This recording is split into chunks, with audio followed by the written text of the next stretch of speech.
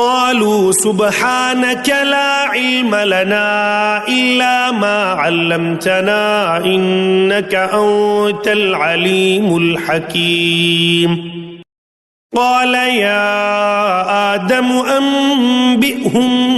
بأسمائهم فلما أنبأهم بأسمائهم قال ألم أقل لكم إني أعلم غيب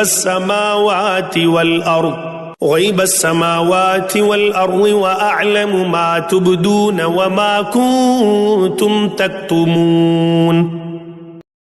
وإذ قلنا للملائكة